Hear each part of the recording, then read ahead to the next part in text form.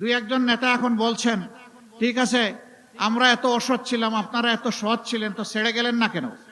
আমরা ছেড়ে যাইনি এই কারণে, অন্তত 3টা মন্ত্রণালয় বেঁচে যাক, বেঁচে যাক, দুর্নীতির হাত থেকে রক্ষা পাক, কিছু একটা ঠিকানা মানুষ পেয়ে যাক, এবং বাংলাদেশের মানুষের মনে আস্থা তৈরি হোক। ভালো মানুষের হাতে দেশ গেলে সৎ থাকা সম্ভব, দুর্নীতিও দূর করা সম্ভব। আলামত ভালো নয়, চতুর্দিকে বিভিন্ন মন্দ আলামত ফুটে উঠছে। মা বোনদের গায়ে হাত দেওয়া হচ্ছে, হামলা করে মানুষ খুন করা হচ্ছে, অফিস পুড়িয়ে দেওয়া হচ্ছে, জায়গায় জায়গায় বাধা দেওয়া হচ্ছে, গায়ে পাড়া দিয়ে ঝগড়া বাঁধানোর চেষ্টা করা হচ্ছে। আমরা নির্বাচন কমিশন এবং সরকারকে বলতে চাই, আপনারা বলেছেন সুষ্ঠু এবং ইতিহাসের সবচেয়ে শ্রেষ্ঠ নির্বাচন আপনারা উপহার দেবেন। এখন পর্যন্ত জনগণ আশঙ্কায় আছে, আশ্বস্ত হয়নি। আপনারা উপযুক্ত পদক্ষেপ নিয়ে জনগণকে আস্থায় আনেন। যদি আস্থায় না আনেন তাহলে ব্যর্থতার দায় আপনাদেরকে বহন করতে হবে। যারা আজকে আমাদের সহকর্মীদের গায়ে হাত দিচ্ছেন তাদের প্রতি অনুরোধ, ভাই এখন তো ভরা মাঘ মাস, শীত একটু কম হলেও এখনো যদি মাথা গরম হয়ে যায়, চৈত্র মাসে কি করবেন? একটু মাথাটা ঠান্ডা রাখুন, একটু অন্যকে সম্মান করুন।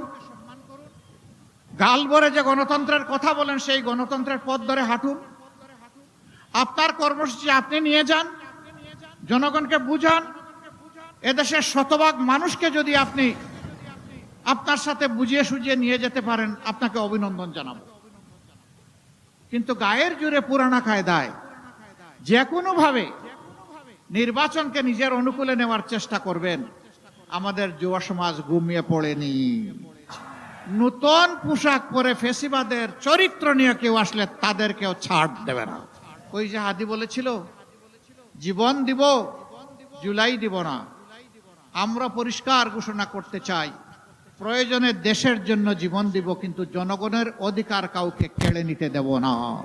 আমরা জামাতে ইসলামের বিজয় চাই না, আমরা 18 কোটি মানুষের বিজয় চাই করি। সম্মানিত ভাইয়েরা, আমাদের প্রমাণ আমরা কিভাবে স্বচ্ছ সৎ থাকবো। আমাদের 2 জন শহীদ নেতা, আমাদের সাবেক আমির শহীদ মৌলানা মতিউর রহমান নিজামী এবং শহীদ সেক্রেটারি জেনারেল জনাব আলী আহসান মোহাম্মদ মুজাহিদ, তারা 3টি মন্ত্রণালয়ে 2 পর্যায়ক্রমে এই 2 দায়িত্ব পালন করেছিলেন। যতদিন ওই সংশ্লিষ্ট মন্ত্রণালয়ে দায়িত্ব পালন করেছেন, সেই সময়টা জুড়ে আমাদের কোনো প্রতিপক্ষ, শক্ত কোনো সমালোচক অথবা শত্রুও আঙ্গুল তুলে বলতে পারে নাই যে তারা অসৎ ছিলেন এবং তারা ছিলেন দুর্নীতিপরায়ণ, তারা ছিলেন স্বজনপ্রীতিপরায়ণ। এই কথা কেউ বলতে পারে নাই। 2 একজন নেতা এখন বলছেন, ঠিক আছে আমরা এত অসৎ ছিলাম, আপনারা এত সৎ ছিলেন, তো ছেড়ে গেলেন না কেন? আমরা ছেড়ে যাইনি এই কারণে, অন্তত 3টা মন্ত্রণালয় বেঁচে যাক, বেঁচে যাক, দুর্নীতির হাত থেকে রক্ষা পাক, কিছু একটা ঠিকানা মানুষ পেয়ে যাক, এবং বাংলাদেশের মানুষের মনে আস্থা তৈরি হোক। ভালো মানুষের হাতে দেশ গেলে সৎ থাকা সম্ভব, দুর্নীতিও দূর করা সম্ভব। সম্মানিত এলাকাবাসী, দোয়া করেন আমরা যেন কথা রাখতে পারি। এখন কথা আসে, জনগণের ভোটে ধরে নেন আপনারা নির্বাচিত হলেন, তাহলে তো আপনারা ওয়াদা পালন করবেন। যদি আপনারা সুষ্ঠু ভোট হওয়ার পরেও নির্বাচিত না হন, আপনাদের নীতি কি হবে? সুষ্ঠু ভোটে যেই নির্বাচিত হবে আমরা তাকে ওয়েলকাম করব। আমরা যদি নির্বাচিত হই তাইলে অন্যদেরকে ওয়েলকাম করতে হবে। এটাই ডেমোক্রেসির এসেন্স, সৌন্দর্য। আমি জিতলে ওয়েলকাম, না জিতলে বিফল কাম আমি মানি না। এটা বন্ধ হতে হবে। তবে হ্যাঁ, নির্বাচনটা সুষ্ঠু হতে হবে। আলামত ভালো নয়, চতুর্দিকে বিভিন্ন মন্দ আলামত ফুটে উঠছে। মা বোনদের গায়ে হাত দেওয়া হচ্ছে, হামলা করে মানুষ খুন করা হচ্ছে, অফিস পুড়িয়ে দেওয়া হচ্ছে, জায়গায় জায়গায় বাধা দেওয়া হচ্ছে, গায়ে পাড়া দিয়ে ঝগড়া বাঁধানোর চেষ্টা করা হচ্ছে। আমরা নির্বাচন কমিশন এবং সরকারকে বলতে চাই, আপনারা বলেছেন সুষ্ঠু এবং ইতিহাসের সবচেয়ে শ্রেষ্ঠ নির্বাচন আপনারা উপহার দেবেন। এখন পর্যন্ত জনগণ আশঙ্কায় আছে, আশ্বস্ত হয়নি। আপনারা উপযুক্ত পদক্ষেপ নিয়ে জনগণকে আস্থায় আনেন। যদি আস্থায় না আনেন তাহলে ব্যর্থতার দায় আপনাদেরকে বহন করতে হবে। যারা আজকে আমাদের সহকর্মীদের গায়ে হাত দিচ্ছেন, তাদের প্রতি অনুরোধ, ভাই এখন তো ভরা মাঘ মাস, শীত একটু কম হলেও এখনো যদি মাথা গরম হয়ে যায়, চৈত্র মাসে কি করবেন? একটু মাথাটা ঠান্ডা রাখুন, একটু অন্যকে সম্মান করুন। গাল ভরে যে গণতন্ত্রের কথা বলেন, সেই গণতন্ত্রের পথ ধরে হাঁটুন। আপনার কর্মসূচি আপনি নিয়ে যান, জনগণকে বুঝান। এদেশের শতভাগ মানুষকে যদি আপনি আপনার সাথে বুঝিয়ে সুঝিয়ে নিয়ে যেতে পারেন, আপনাকে অভিনন্দন জানাবো। কিন্তু গায়ের জোরে পুরানা কায়দায় যে কোনো ভাবে নির্বাচনকে নিজের অনুকূলে নেওয়ার চেষ্টা করবেন, আমাদের যুব সমাজ ঘুমিয়ে পড়েনি। 5 তারিখ যে যুব সমাজ জেগে উঠেছিল, তারা অতন্দ্রী প্রহরীর মতো আছে। সেই যুব সমাজ জগদ্দল পাথরকে সরাতে পেরেছে। এই যুব সমাজ নতুন পোশাক পরে ফেসিবাদের চরিত্র নিয়ে কেউ আসলে তাদেরকেও ছাড় দেবে না ইনশাআল্লাহ। আমরা তৈরি। ওই যে হাদি বলেছিল, জীবন দিব, জুলাই দিব না। আমরা পরিষ্কার ঘোষণা করতে চাই, প্রয়োজনে দেশের জন্য জীবন দিব, কিন্তু জনগণের অধিকার কাউকে কেড়ে নিতে দেব না ইনশাআল্লাহ। আপনারা প্রিয় দেশবাসী শুধু আমাদের সাথে থাকবেন, আমরা সমান তালে লড়ে যাব যতদিন পর্যন্ত এই দেশবাসীর বিজয় না হবে। স্পষ্ট কথা, আমরা জামাতে ইসলামের বিজয় চাই না, আমরা 18 কোটি মানুষের বিজয় চাই। 18 কোটি মানুষের বিজয়ের জন্য আমাদের লড়াই। এ লড়াই কেউ থামাতে পারবে না। আমরা কোনো শক্তি, কোনো দেশ, কোনো ব্যক্তিকে পরোয়া করি না। আমরা পরোয়া করি আল্লাহ রাব্বুল আলামিনকে। আল্লাহ তাআলা ছাড়া কারো কাছে আমরা মাথা নত করি নাই, মাথা নত করব না। আমরা এদেশের বীরদেরকে বুকে ধারণ করে লড়াই চালিয়ে যাব ইনশাআল্লাহ। এ লড়াইয়ে ইনশাআল্লাহ জনতার বিজয় হবে, সত্যের বিজয় হবে, দুর্বৃত্তদের বিরুদ্ধে ইনশাআল্লাহ আমাদের বিজয় হবে। আমরা সেই বিজয়ের জন্য সবাইকে নিজ নিজ জায়গা থেকে অবদান রাখতে বলি। 2টি ভোট, একটা হচ্ছে হা ভোট। এটাই কারণে ওই বস্তা পচা রাজনীতিকে আমরা বলবো যে তোমাকে লাল কার্ড। তুমি অনেক ভুগিয়েছ, ফ্যাসিস্টের জন্ম দিয়েছ দফায় দফায়। ওই রাজনীতি আমরা আর চাই না। নতুন রাজনীতির প্রয়োজন, স্বচ্ছতার রাজনীতির প্রয়োজন, দায়বদ্ধতার রাজনীতির প্রয়োজন। বাংলাদেশ জামাতে ইসলামী থেকে যারা নির্বাচিত হবেন, আমরা কথা দিচ্ছি, বছরে একবার জনগণের কাছে শুধু নিজের নয়, পরিবারের সকল সদস্যের হিসাব স্পষ্টভাবে তুলে ধরতে বাধ্য হবেন। এই 5 বছর কি করেছেন, জনগণের সম্পদ তাদের পকেটে ঢুকেছে কিনা, জনগণকে বুঝার সুযোগ দিতে হবে। দেশের সম্পদ দেশের জনগণের, সুতরাং আমাদের কাছ থেকে হিসাব বুঝে নেওয়ার অধিকারও জনগণের। আপনারা সেই অধিকার আমাদের উপর প্রয়োগ করবেন ইনশাআল্লাহ। আমরা আপনাদেরকে কথা দিচ্ছি, আপনাদেরকে সাথে নিয়েই দেশ গড়ব। যে কয়টি সমস্যার কথা বলা হয়েছে, ইনসাফের ভিত্তিতে তার সমাধান করব ইনশাআল্লাহ। সম্মানিত ভাই ও বন্ধুগণ, প্রথম ভোটটি হবে ইনসাফের পক্ষে, মুক্তির পক্ষে, নতুন রাজনৈতিক ব্যবস্থাপনার পক্ষে হা ভোট। প্রথম ভোটটা কি হবে? হা মানে আজাদি, না মানে গুলামি। আজাদি না গুলামি? আজাদি, আজাদি, গুলামি নয়। আমরা গুলামি মানব না। দ্বিতীয় ভোটটি হচ্ছে ইনসাফের পক্ষে। আমাদের প্রতীক দাড়িপাল্লা। আমরা জনগণকে তাদের অধিকার মেপে মেপে, কাড়ায় গন্ডায় আমরা বুঝাই দিতে চাই। বর্ষায় বৃষ্টি নাই, কেন নাই? নাই এই কারণে যে এই দেশে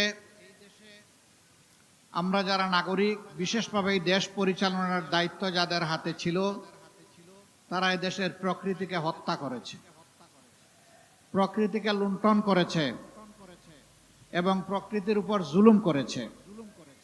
এই জন্য আমাদের আবহাওয়ার যে পরিবর্তন হয়েছে, এটা আমাদেরকে দুঃখে দুঃখে তার মূল্য পরিশোধ করতে হবে। আমরা যে দেশটাতে বসবাস করি 1947 সালে আমাদের পূর্বপুরুষরা অখণ্ড ভারতের বুক চিরে তৎকালীন পাকিস্তানের একটা প্রদেশ হিসাবে এটাকে পেয়েছিলেন। 47 সালে দেশের তৎকালীন পূর্ব পাকিস্তানের যে সীমানা ছিল, এই সীমানাকে বুকে ধারণ করে 71-এর মুক্তিযুদ্ধ হয়েছে এবং শোষণ নিপীড়নের বিরুদ্ধে জনতার বিজয় হয়েছে। 47 সালে এই ভূখণ্ডটি যারা আমাদেরকে এনে দিয়েছিলেন তারা, যারা 71-এ আমাদের স্বাধীনতা এনে দিয়েছেন তারা, এবং 24-এ এসে যারা এই স্বাধীনতাকে অক্টোপাস থেকে, বন্দি দশা থেকে মুক্ত করেছেন তারা, তাদের মধ্যে যারা বিদায় নিয়েছেন আঘাত পেয়ে, আহত হয়ে, আমি তাদের শাহাদত কামনা করছি। যারা পঙ্গুত্ব বরণ করেছেন আমি তাদের প্রতি সংহতি প্রকাশ করছি। যারা দফায় দফায় লড়াই করেছেন আমি তাদের প্রতি চরম শ্রদ্ধা প্রদর্শন করছি।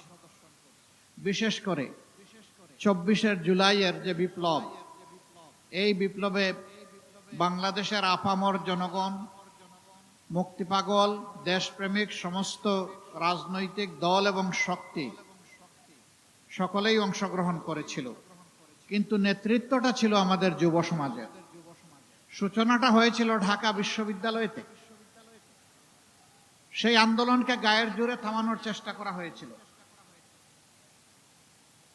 আজান চলছে নাকি? আচ্ছা, গায়ের জোরে সেই আন্দোলনকেও দমন করার চেষ্টা করা হয়েছিল। ঢাকা বিশ্ববিদ্যালয়ে আমাদের মেয়েদের গায়েও হাত দিতে তারা ভুল করে নাই।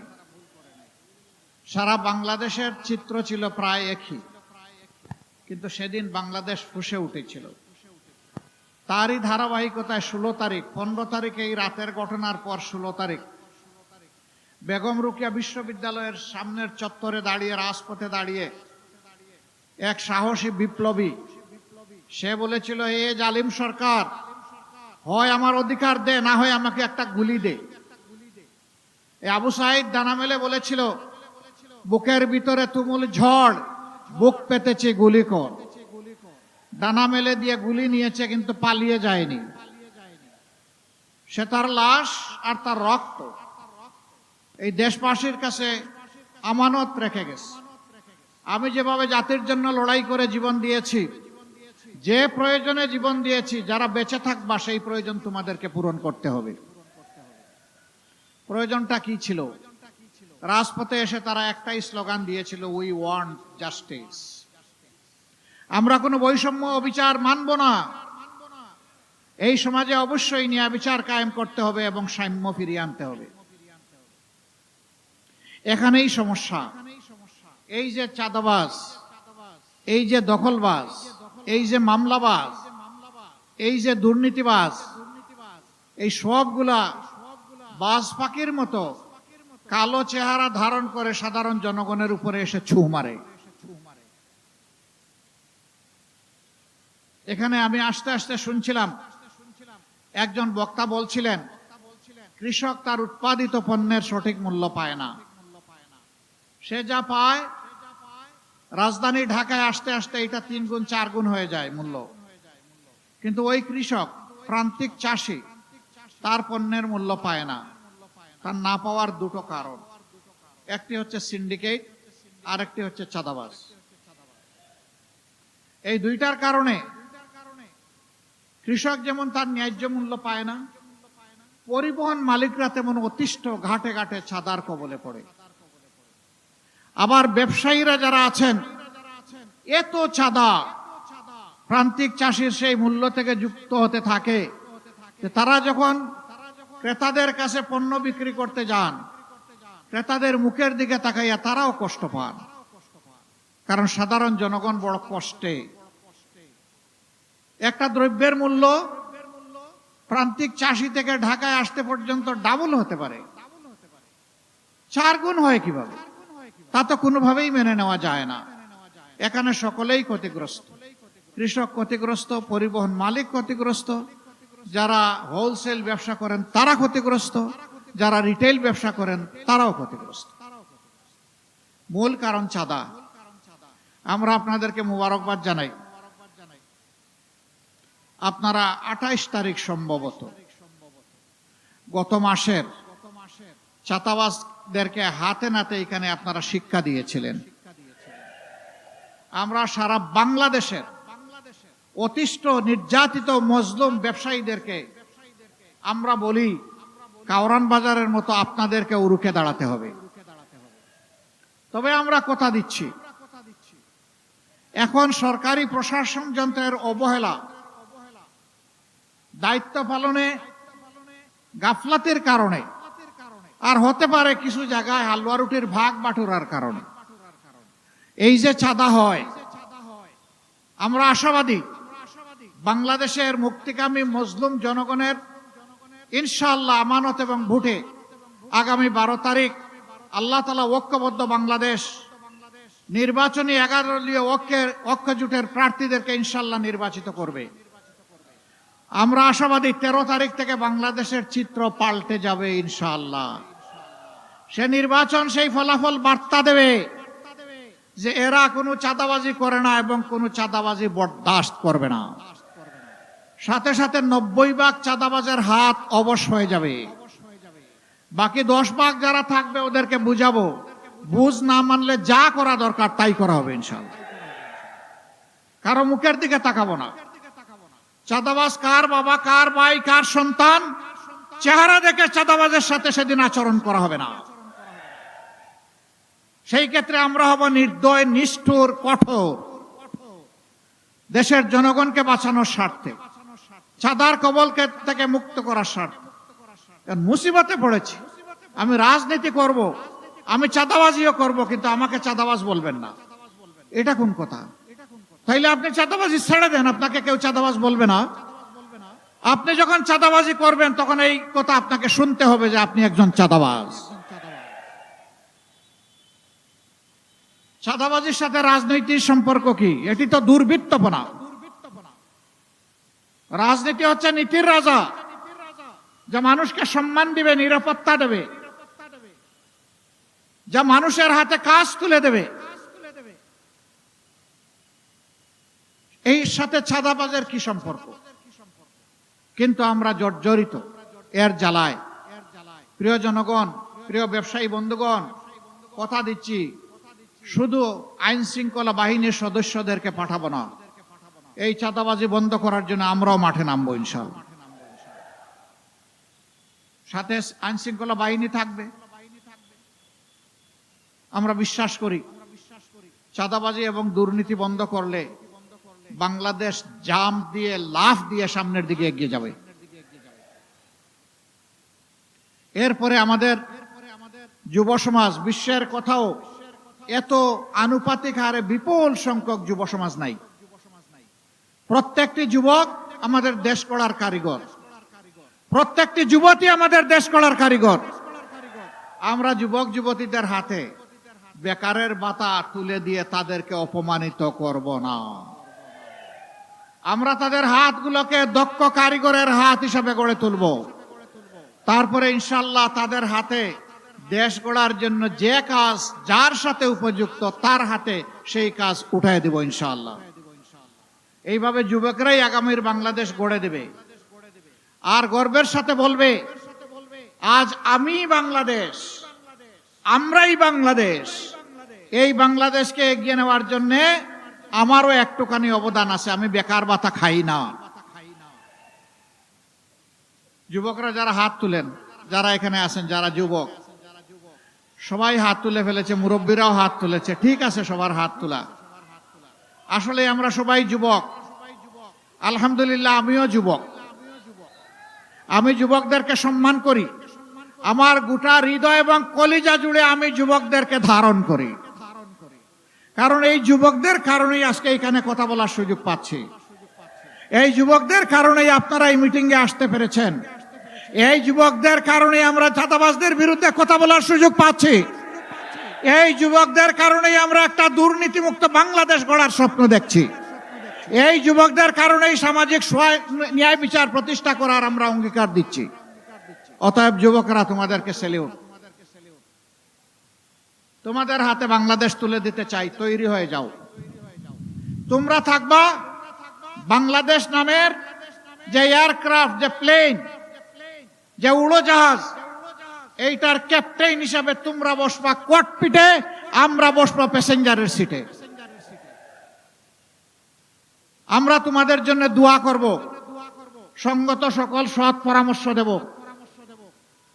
আর সেদিন আমরাও খুশি হয়ে গর্বের সাথে বলবো আমাদেরও একটা যুব সমাজ আছে। আমাদের যুব সমাজকে কেউ মাদক, চোরাচালান, অস্ত্রবাজ, চাঁদাবাজ, দখলদার আমাদের যুব সমাজকে বানাবে, আমরা তা সহ্য করব না। এ সমস্ত কাজে যারা লিপ্ত আছে তারাও আমাদের সন্তান, ওদেরকে আমরা বুকে টেনে নেব, ওদেরকে শিক্ষা দিব, প্রশিক্ষিত করব, ওদের হাতেও সম্মানের কাজ তুলে দিব ইনশাআল্লাহ। সেদিন আর তাদেরকে লজ্জার সাথে এই সমাজে বসবাস করতে হবে না, তারাও সেদিন গর্বের সাথে বসবাস করবে এবং বাংলাদেশকে গড়ে দেওয়ার ক্ষেত্রে তারা অবদান রাখবে ইনশাআল্লাহ। এই এলাকার বেশ কিছু সমস্যার কথা বলেছেন জনাব সাইফুল আলম খান মিলন। দোয়া করেন আল্লাহ যদি আপনাদের ভালোবাসায় সিক্ত হয়ে আপনাদের মূল্যবান ভোটের আমানত নিয়ে আগামীতে সরকার গঠন করার সুযোগ দেন, আমরা আমাদের অঙ্গীকার রাখবো ইনশাআল্লাহ। সবচাইতে নির্যাতিত দল 24 সালের 5ই আগস্ট রাতের বেলা বিধ্বস্ত কেন্দ্রীয় কার্যালয়ে ঢুকে বলেছিল আমরা কারো উপর থেকে প্রতিশোধ নেব না। আমরা আমাদের কথা রেখেছি, কারো উপর আমরা প্রতিশোধ নেইনি। বলেছিলাম যারা মামলা করবেন ন্যায় বিচার পাওয়ার জন্য আমরা তাদের পাশে তাকিয়ে শক্তি যোগান দেব, তাই আমরা করে যাচ্ছি। কিন্তু আমরা সাবধান করে দিয়েছিলাম মামলা করতে গিয়ে ধারণাবশত অতীতের কোনো গ্রাস মেটাতে গিয়ে একজন মানুষকে অন্যায়ভাবে মামলার আসামি করা যাবে না। আমাদের সহকর্মীরা আমাদের কথা রক্ষা করেছে, কেউ বলতে পারবে না ভুলভাল কাউকে আসামি বানানো হয়েছে। হাজার হাজার মামলা আমরা দেইনি, জেনুইন কিছু সিম্বলিক প্রতীকী মামলা আমরা দিয়েছি। আমরা বিশ্বাস করি আসল বিচারটা হবে আল্লাহ তাআলার দরবারে, আদালতে, আখিরাতে। দুনিয়ায় বিচারের একটা অংশ হলে দুর্বৃত্তরা অপকর্ম করার সাহস পাবে না। এজন্যই আমরা মামলাগুলা করার অনুমতি দিয়েছি।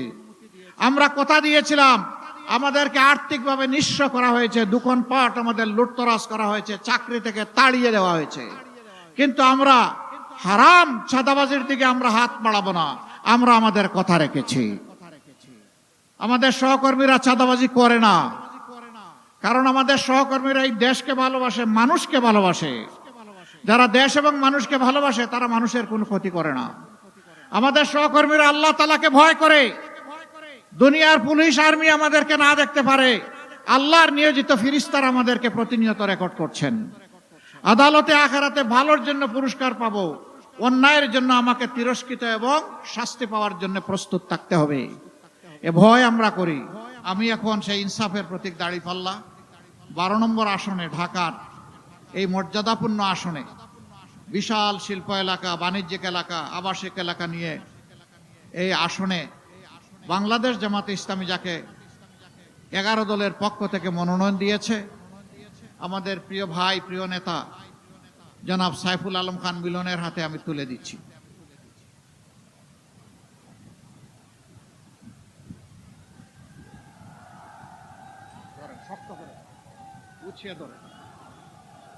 আমরা তার হাতে ইনসাফের প্রতীক দাঁড়িপাল্লা তুলে দিলাম।